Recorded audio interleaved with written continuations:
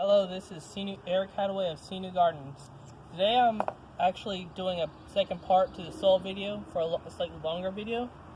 And in this case, I'm going to show you the way I process my seedlings.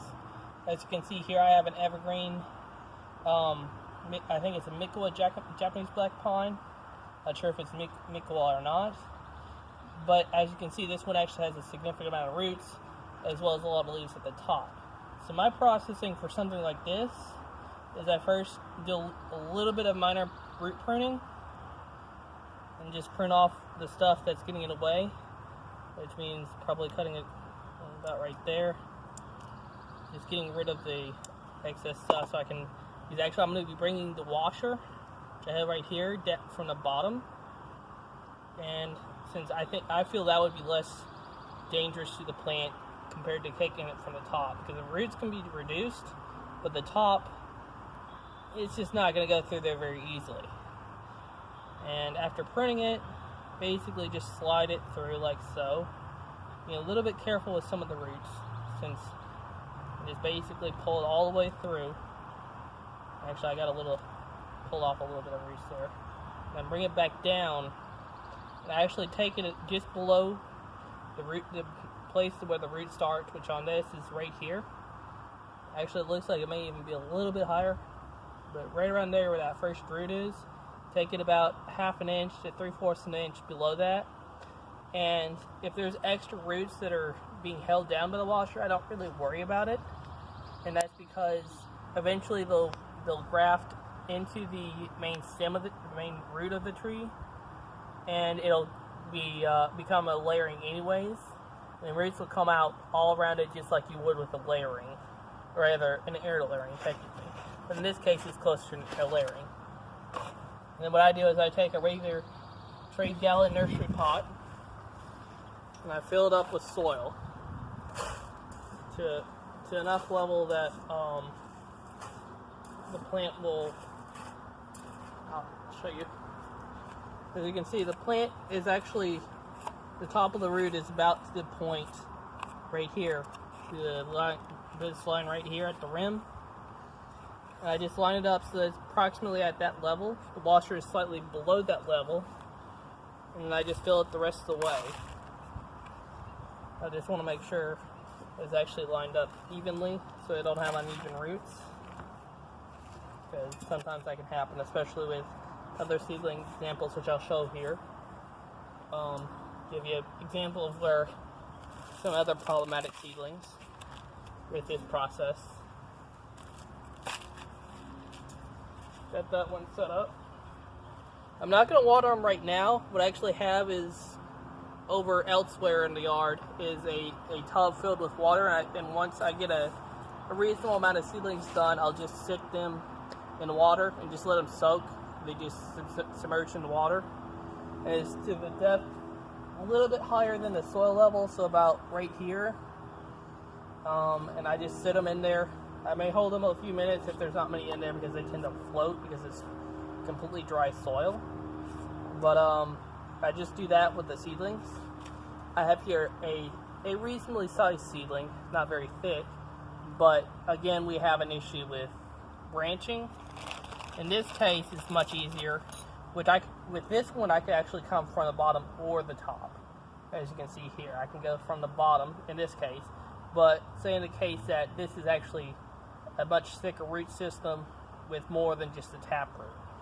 Normally with seedlings that are deciduous and don't have leaves, I come from the top and just bring them down over the branching as best as I can without doing too much damage. And just blow them right over them, just pushing them together right through the middle. Bring it down to about the proper level. In this case, I'm not really able to tell the level, so about right there. There's a few roots above here, and where you can obviously see that it's still part of the root. And again, it's the same process. And then we have smaller seedlings like this and this, which can be much more difficult as far as like the potting process. So I'm going to wait on this other seedling down here and show you the process of these, and I'll show you the last process for something that's of a larger deciduous material. So with this, what you basically do is, again, I just come down from the top. You actually have to hold it partially in place while you're potting. And fill this up.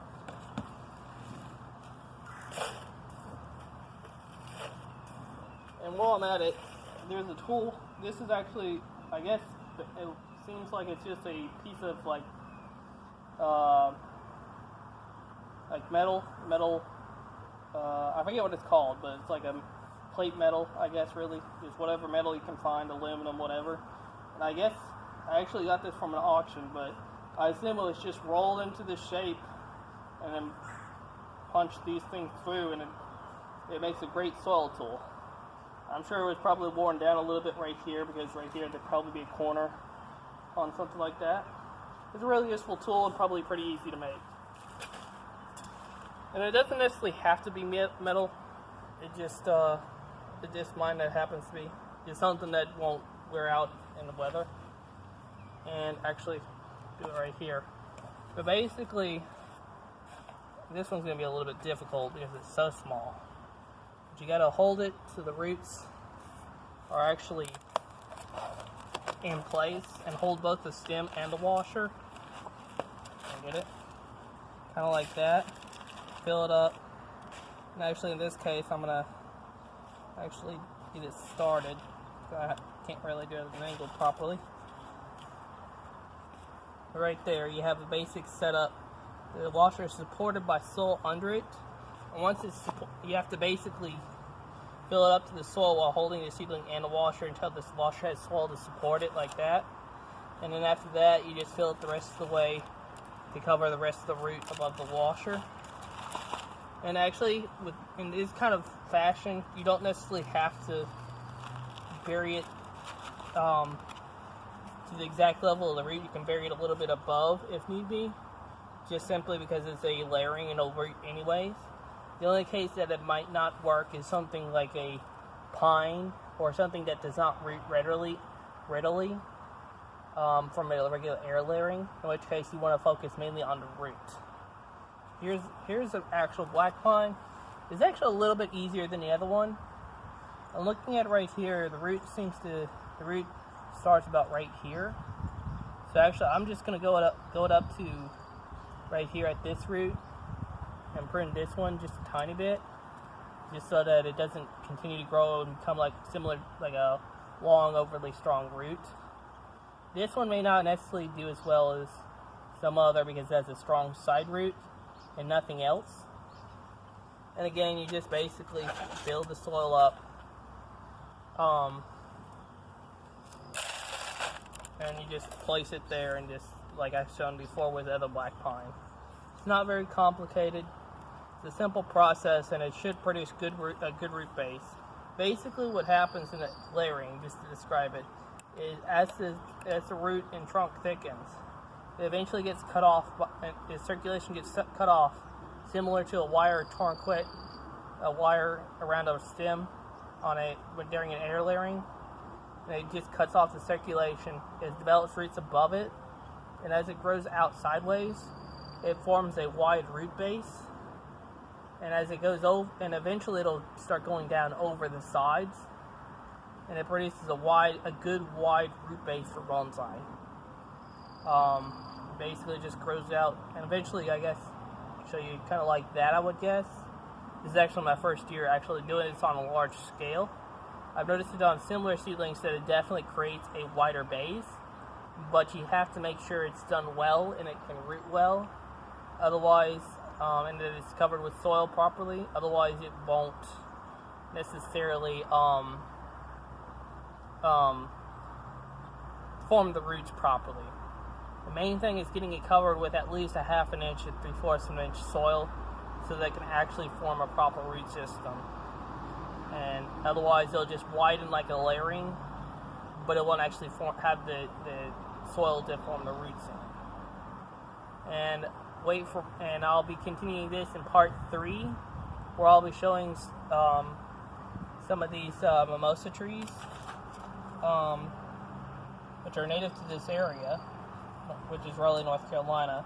But these, I'll be showing an example of what to do with something like this, which has a large stem, a lot more root development probably, and how to work with those as deciduous versus something a little bit easier like this or this.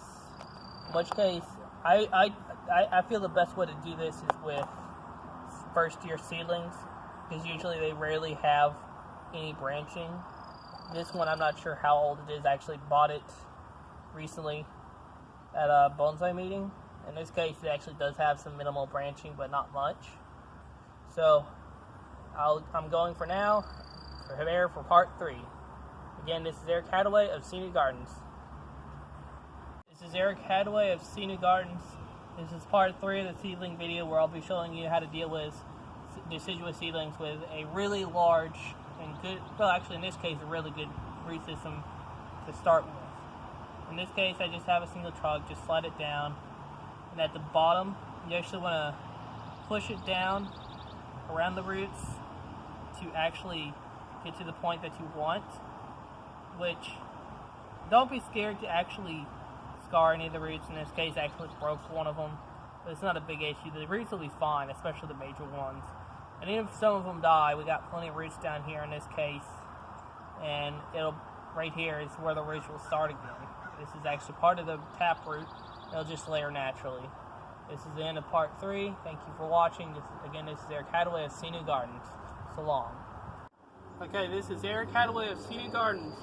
This is just a little short video of what I have set up for my seedlings as they're ready. I have some that have already been sitting in here.